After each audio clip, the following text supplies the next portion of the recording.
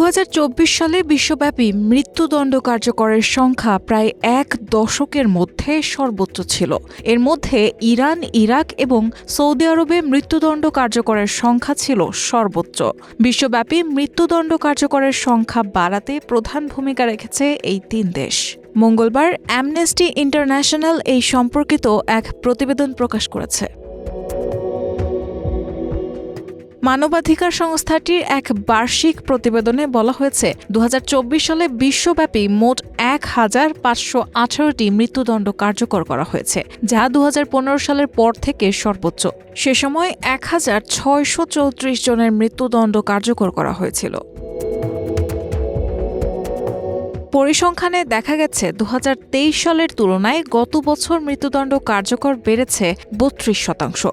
তবে আশঙ্কা করা হচ্ছে, চীন, উত্তর কোরিয়া ও ভিয়েতনামে বহু মানুষের মৃত্যুদণ্ড কার্যকর করা হয়েছে, যেগুলো এই পরিসংখ্যানে অন্তর্ভুক্ত করা হয়নি। সংস্থাটির প্রতিবেদনে আরও বলা হয়েছে, বিশ্বজুড়ে কার্যকর হওয়া মৃত্যুদণ্ডের 91% হয়েছে ইরান, ইরাক ও সৌদি আরবে। বিশ্বব্যাপী মৃত্যুদণ্ড কার্যকরের সংখ্যা বৃদ্ধির প্রথম ভূমিকা রেখেছে এই তিন দেশ।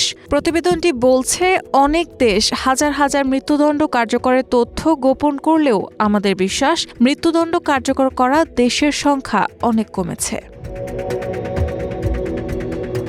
অ্যামনেস্টির মহাসচিব অ্যাগনেস কালমার্জ বলেছেন, মৃত্যুদণ্ড একটি জঘন্য অপরাধ। আজকের বিশ্বে এটির কোনো স্থান নেই। মৃত্যুদণ্ড কার্যকরের সংখ্যা বাড়লেও কার্যকরকারী দেশের সংখ্যা টানা দ্বিতীয় বছরের মতো কমে রেকর্ড সর্বনিম্ন পর্যায়ে 15টিতে নেমেছে। গত বছর শুধুমাত্র ইরানেই 64% মৃত্যুদণ্ড কার্যকর করা হয়েছে। ওই বছর ইরান কমপক্ষে 972 জনকে মৃত্যুদণ্ড প্রদান করেছে, যা আগের বছরের তুলনায় 100 জনেরও বেশি।